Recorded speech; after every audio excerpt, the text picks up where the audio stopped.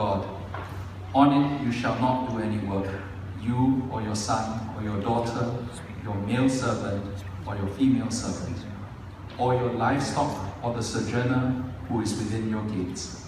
For in 6 days the Lord made heaven and earth, the sea and all that is in them, and rested on the 7th day. Therefore the Lord blessed the Sabbath day and made it holy. Deuteronomy chapter 5, verses 12 to 15. Observe the Sabbath day to keep it holy, as the Lord your God commanded you. 6 days you shall labor and do all your work, but the 7th day is a Sabbath to the Lord your God. On it you shall not do any work, you or your son or your daughter, or your male servant or your female servant, or your ox or your donkey, or any of your livestock, or the sojourner who is within your gates, that your male servant and your female servant may rest as well as you. You shall remember that you were a slave in the land of Egypt, and the Lord your God brought you out from there with a mighty hand and an outstretched arm. Therefore, the Lord your God commanded you to keep the Sabbath day. This is the word of the Lord. Thanks be to God.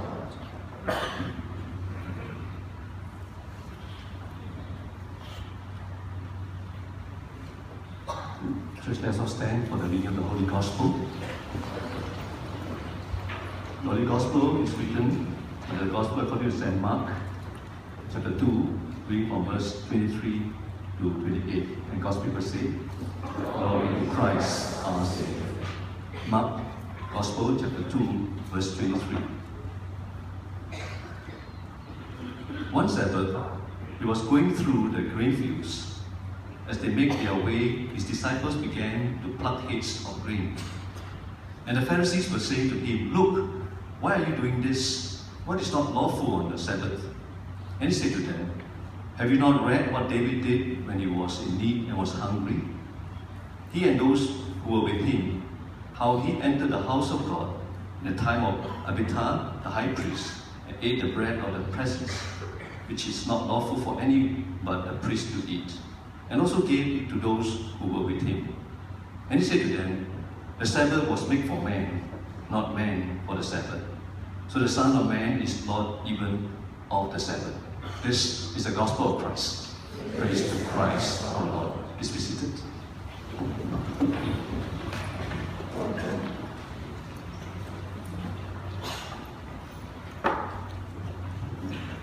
Church, let's turn to the Lord in prayer. Jesus, you are indeed Lord of the Sabbath. And today, as we remember you, we gather in your name. May you open our hearts to hear what the Lord of Sabbath has to say to us. And may we receive your words and obey them. Pray these things in Jesus' name. Amen. Church, we are continuing today with our current sermon series where we've been looking at the various provisions that God has given to us. Now we call them divine provisions, because as Pastor Joshua has explained, these are provisions which God has given to us, to enable us to obey His commandments. And these are also God's gifts of grace to us, gifts that can help us in our transformation as we continue to live our life as a disciple of Christ. Now, the divine provisions that we've looked at thus far have included things that relate to our Christian walk, which most of us are quite familiar with. You know, things like the cross, Holy Scriptures, the sacraments, and prayer. But for today, we are going to be looking at the Sabbath. The Sabbath. And it's a divine provision which some of you may not be very familiar with. And my guess is that you probably have more questions concerning this divine gift than most of the other divine provisions that we have studied up to this point of time. So take, for example, this question of what is permissible on the Sabbath and what is not. I mean, how many of you here know for sure what work can be done on the Sabbath and what work you can't do on the Sabbath? Anyone? You're very, very sure? Before preparing for this sermon, I was not very sure. but now I think I'm sure. Now, how about this question of whether Christians are still supposed to observe the Sabbath? I mean, can you say for sure that the fourth commandment has now become obsolete for all Christians? Okay, before we answer all those questions concerning the Sabbath, let me ask you one more question as I introduce my sermon on this topic. How many of you here have heard of the term karoshi? Karoshi. Well, this is a Japanese term, of course, and it was coined by the Japanese to describe a phenomenon which emerged in Japan in the late 1980s. Around that time, several high-ranking business executives who were still in their prime years were found to have died suddenly without any previous sign of illness. And upon further investigation, it was discovered that they had all died from overwork. And that's what the term karoshi means, death by overwork. Now, the International Labour Organization actually followed up on this phenomenon, and their findings revealed some very shocking statistics.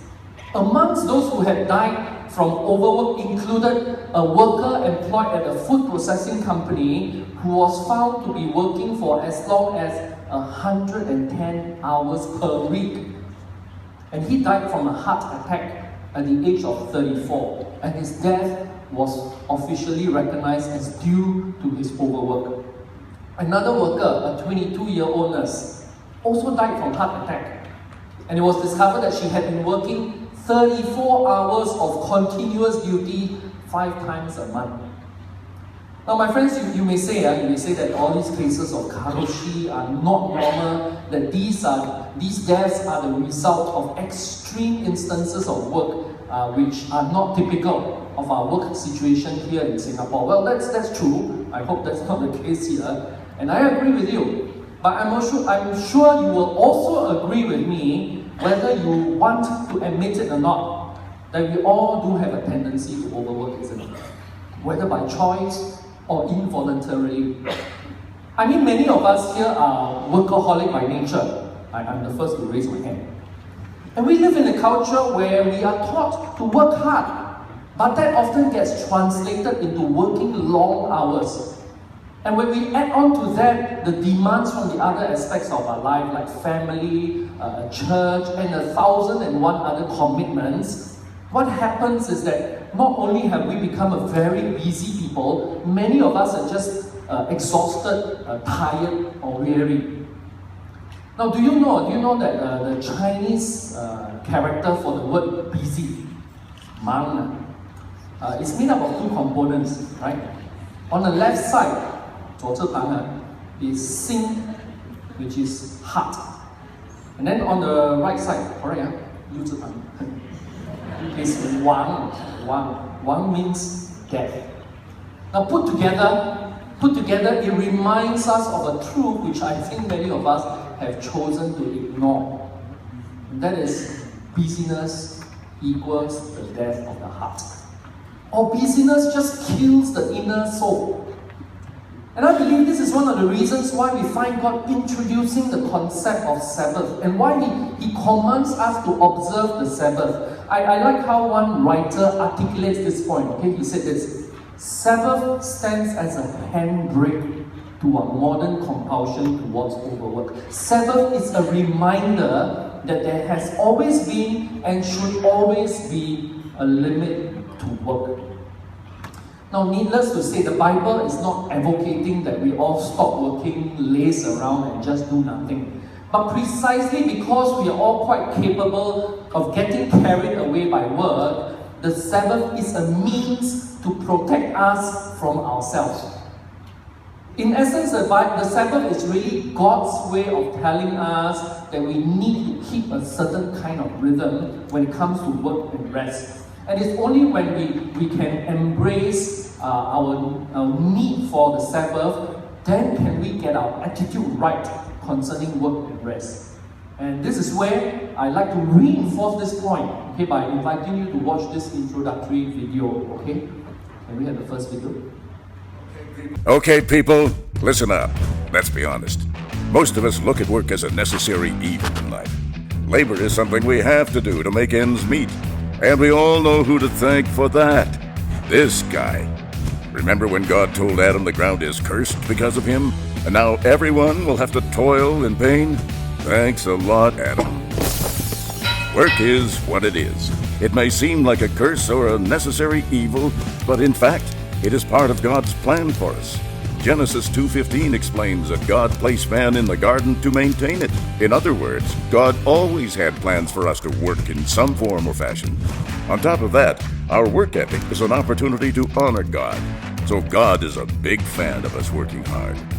However, God is also a big fan of us resting well.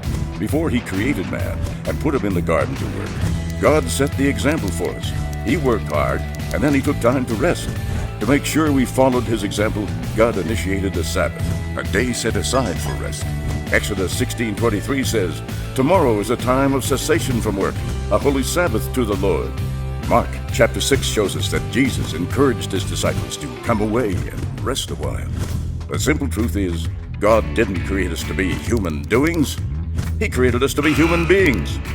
Sometimes we need to shut off our brains, shut off our bodies, stop doing, and just be.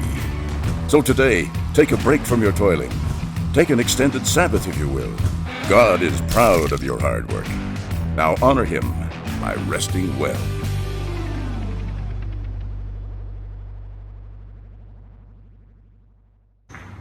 Okay, so we're going to look at this subject of Sabbath, and in the rest of my sermon, let me just outline for you what we will be looking at. Just 2 points today. First point, what is the Sabbath? What is the Sabbath? This is where we will look at what the Bible teaches us about what the Sabbath is, and this is also where I hope we can understand the importance of the Sabbath. And then point number 2, how to keep the Sabbath. How to keep the Sabbath. This is where we'll look at how we can observe the Sabbath, especially in the context of our modern 24/7 work-obsessed culture. Okay, so point number 1, what is the Sabbath? What is the Sabbath? Now, what we call Sabbath in English is actually the Hebrew word Shabbat. Shabbat. And what the word Shabbat really means is simply ceasing or stopping. Or to be more precise, to cease from doing. So in a sense, you can say that Shabbat basically means taking a break, or even so-called wasting time in a positive way. Or if I can put it a bit more elegantly, quoting my Regent Professor Paul Stevens, Sabbath is the redemption of time. Sabbath is when time is recovered as a gift from God rather than a resource to be managed. And so Sabbath really has to do with time. Okay, how time is deliberately set apart on this one special day to be redeemed from how it is normally used and to be celebrated with the one who created time. And that is exactly how God worded his instructions about the Sabbath to us in the as recorded in the 4th commandment. So turn with me to the 2 versions of the 4th commandment that was read for us earlier. Exodus 20 verses 8 to 11 and Deuteronomy 5:12 to 15. Now, what do these 2 versions of the 4th commandment tell us what the Sabbath is all about? Well, as mentioned earlier, it has to do with time, right? Or more specifically, it has to do with a weekly rhythm. A weekly rhythm that needs to be established between work and rest. Both versions of the 4th commandment make it very clear that for 6 days, we are to work. But on the 7th day, this is to be the time that we are to set apart as a Sabbath to the Lord. In other words, the 7th day is supposed to be that day of the week where we stop doing what we normally do in the other 6 days. And we take a rest and stop doing anything that is related to work. Now, not only are we supposed to stop working on the Sabbath, the 4th commandment also tells us that we are to keep that day holy. And what this means is that this is to be a day where our attention is given to the Lord. This is a day where time is set aside for God and for the things of the Lord. And so in summary, In summary, you can say that Sabbath is in essence a day of rest and worship. Sabbath provides us with the opportunity to honor God through the reverent use of time. For 6 days we work hard, but on the 7th day we crown the week with worship and we celebrate God's gift of the Sabbath rest for us.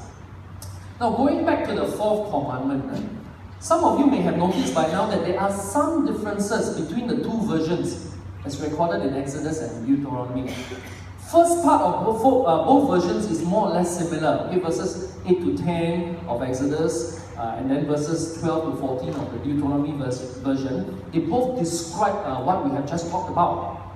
The main difference actually lies in the last verse of both passages. And it is in this last verse of both the versions that we are given different reasons as to why God had instructed Israel to observe the Sabbath commandment. So look with me at Exodus 20 verse 11. Can you tell in this verse what is the theme that is highlighted here? It's the creation story, right? And how about the one in Deuteronomy 5:15? What story is referred to in this verse? It's a story of Israel's deliverance from slavery in Egypt, right? So the question is, why these two stories? And how are they related to the reason for the Sabbath? Okay, let me explain from the creation. First, the creation story. Now, what we are told in Exodus 20 verse 11 is this. In the beginning, God created everything in 6 days. But on the 7th day, He rested from His work of creation. Again, the question is asked, what has that got to do with me or the Sabbath? Well, the point that is made is basically this. If God, the Creator, chose to rest after His work, then we, who are His created beings in all our creatureliness, must therefore also follow His example and rest on that one day. You see, God being who He is, actually does not need to rest, but He chose to.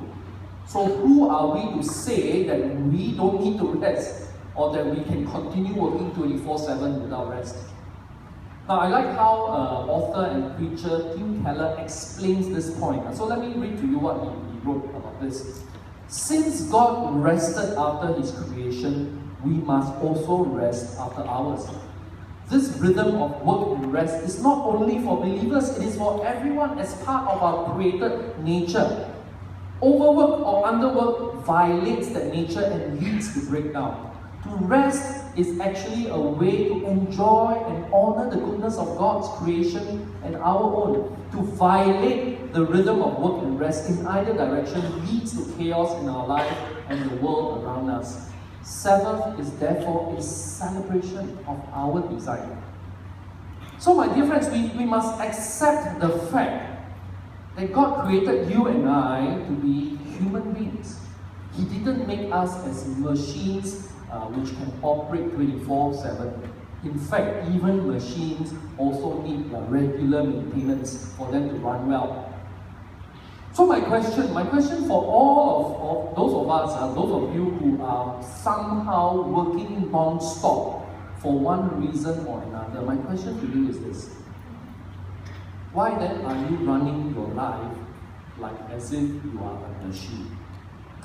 Why are you depriving yourself of the rest that God has set aside for you? You know, friends, are you aware that in the Old Testament days, if you are found to have violated the Sabbath, the punishment is death penalty. In fact, there was this case recorded in Numbers 15, verses 32 to 36, when one of the Israelites was caught deliberately and defiantly breaking the Sabbath, and he had to be stoned to death. Of course, this whole death penalty by stoning is no more applicable to us today, if not many of us who won't be here today. But do you realize that when we consistently break the Sabbath by not giving ourselves the rest our body needs, we are actually imposing that death sentence upon ourselves. Remember those karoshi cases we've talked about earlier? Now let me put it this way. If you don't make it a point to come apart and rest, very soon you may find your life just falling apart. And if you don't take regular breaks, you may just be heading for a permanent break. This is serious, my friends. This is serious. If we don't take our Sabbath voluntarily, our body has a way of making sure that the Sabbath will be taken involuntarily, either through burnout, ulcer, depression, or worse, heart attack, stroke, hospitalization. So my dear friends, for those of you who think you know better than God in how you are designed or how God designed you, do watch out. It's better for you to learn to stop joyfully than to find yourself being stopped painfully. Okay, I hope I have given you sufficient cause for alarm. Let's now look at the other reason why God gave for providing the Sabbath for the Israelites. Let's now turn to the deliverance story in Deuteronomy 5:15. Let me read for you verse 15. You shall remember that you were a slave in the land of Egypt, and the Lord your God brought you out from there with a mighty hand and an outstretched arm. Therefore, the Lord your God commanded you to keep the Sabbath day. Now, when the Israelites were working as slaves in Egypt, they just didn't have the freedom to take a day off.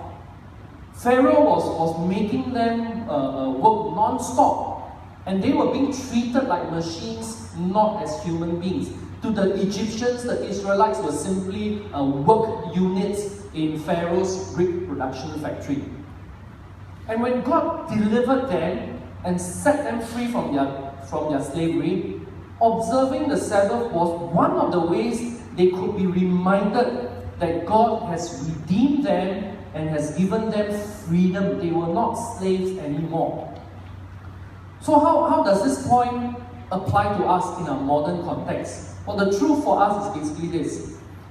If you choose to work non-stop 7 days a week, if you tie yourself down with your work 24/7 and choose not to take a rest so that perhaps you can make more money, then you know what that makes you? A slave. A slave. You are in effect a slave to your work, or maybe even slave to the money. Let me read to you again what Tim Keller, how he points out this truth. Okay, he said this. Anyone who cannot obey God's command to observe the Sabbath is a slave, even a self-imposed one. Your own heart, or our materialistic culture, or an exploitive organization, or all of the above will be abusing you if you don't have the ability to be disciplined in your practice of Sabbath. Sabbath is therefore a declaration of our freedom. It means you are not a slave, not to your culture's expectations, your family's hopes, your medical school's demands, nor even to your own insecurities.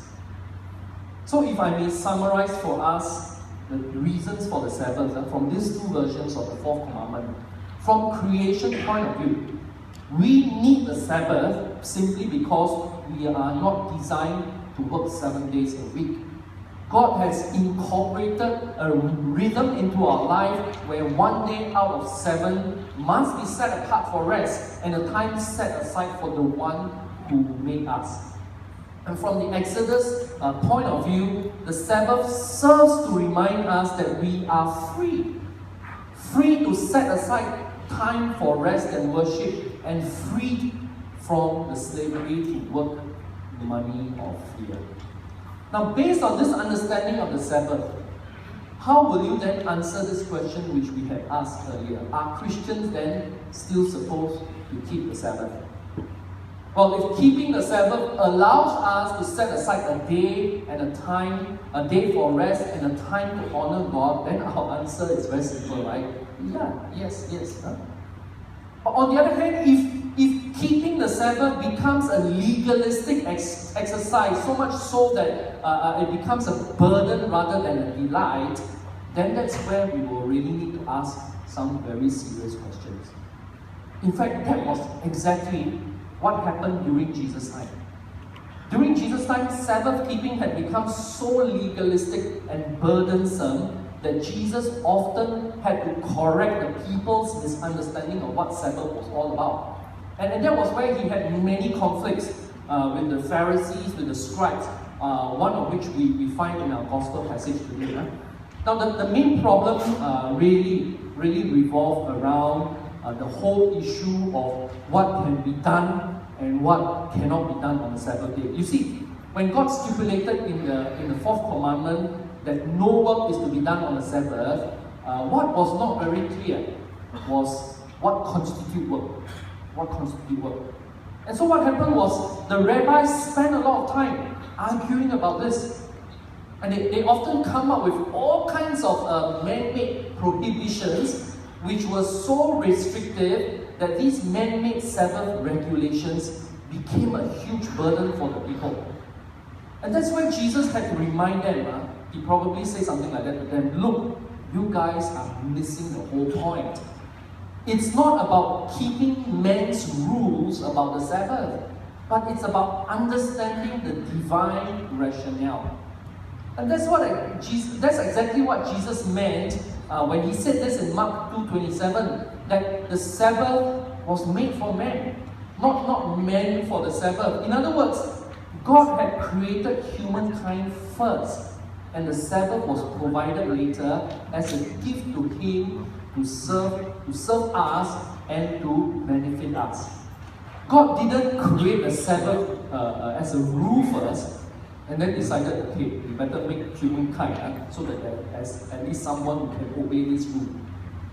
Now, if we understand this principle, then I think we will be able to answer the question about how we can keep the Sabbath and what are the things we should or shouldn't do on the Sabbath. Okay, and this is where we will now turn to our second point on how to keep the Sabbath. So point number 2, how to keep the Sabbath. Now friends, before we can talk about how to observe the Sabbath, we must first be convinced, and I'm sure you are, that Sabbath keeping is something we desperately need to embrace. Now, many of us here probably don't have a problem with that. Our problem is probably due more to the issue of trusting. I suspect that for many of us, our struggle is with whether we can trust God to do something good with this one day which we are supposed to entrust to Him.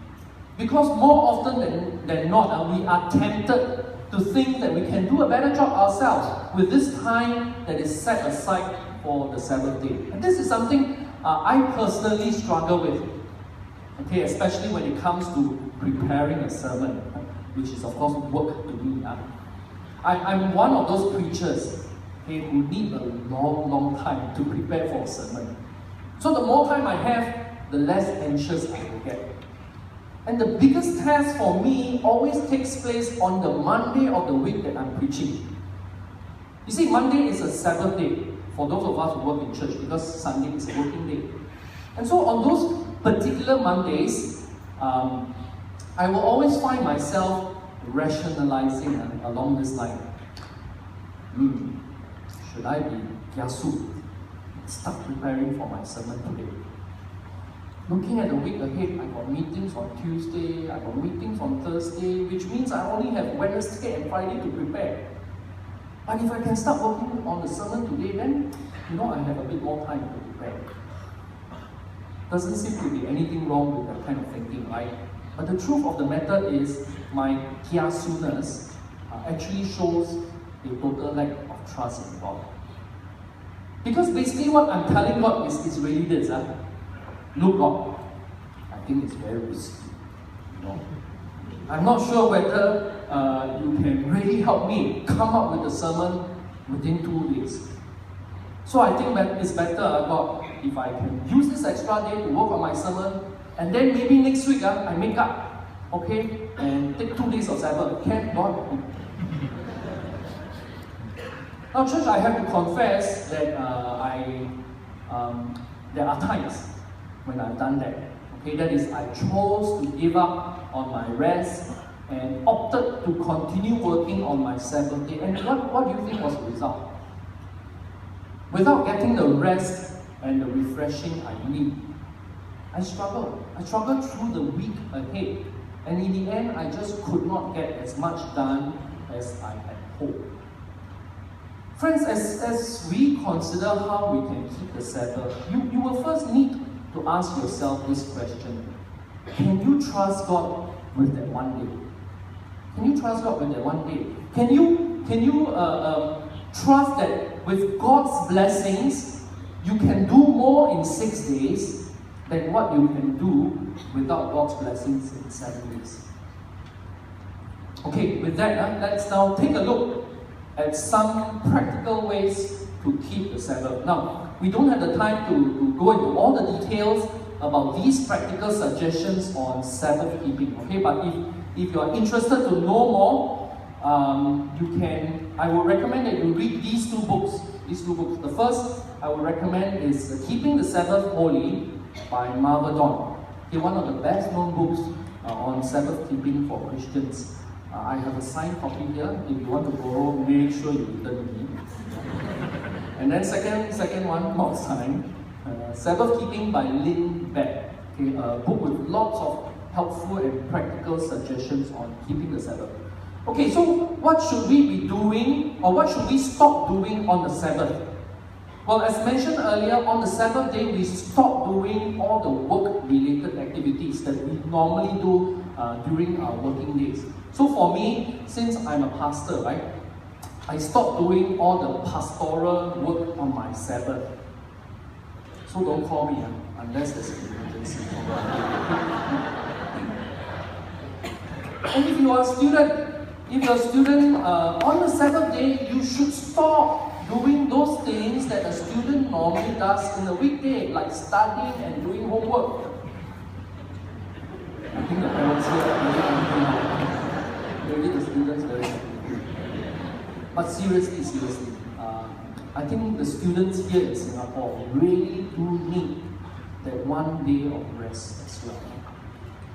Now, I know of some housewives who try not to cook on Sabbath because they've been doing that for the rest, the 6 days. But I also know of some families where the father, who doesn't always cook on the other days, take over the cooking on Sabbath. And that's because he loves to cook. Cooking is something that refreshes him. And so he used this gift of cooking to serve the rest of the family. Now, there's one particular thing I would like to highlight here. There are people who feel that it's important for them on the Sabbath to consciously abstain from using things that are heavily utilized for their work, or things that occupy them during the course of the week. And so for many people, they may choose to stay away from using their computers or laptops, okay, just to avoid the temptation of checking emails or get distracted by social media. Now, there's one particular device that I think everyone should seriously consider taking a break from on the Sabbath. And that's because this thing has become so addictive, it causes us to always look down. Yeah? We're always giving it our fullest attention at the expense of our attention to God and to others. I think you know what I'm talking about, right? Huh? Just look at these cartoons, and you know what I mean. Don't know whether it's Sabbath or holiday. You know, always looking at the phone until sunburn all the other parts of the body. Can you see? Okay, and this poor boy, maybe on a Sunday, that's his Sabbath, he wants to play. But look at what all his other friends are doing. Okay, so what do you think? Is it a good idea to try and take a break from technology on Sabbath day? Maybe listen to what these guys have to say on this point. Second video, please. So Heather, how about you? What do you think? The idea of technology rest at least once a week? Well, it's killing me. I have 2 cell phones here, one for work and one for myself. To turn them off is horrible. Every morning I get up, I turn on my computer, I check my work mail, I check my home Hotmail, I turn on all my cell phones. I went to Sierra Leone, Africa in May, and it was horrible not being able to contact anybody because technology is intermittent over there. So we have become so charged into our cell phones and communicating, whereas when I grew up, we had a cell phone the size this big, and when you wanted to talk to your mother, she just yelled at you.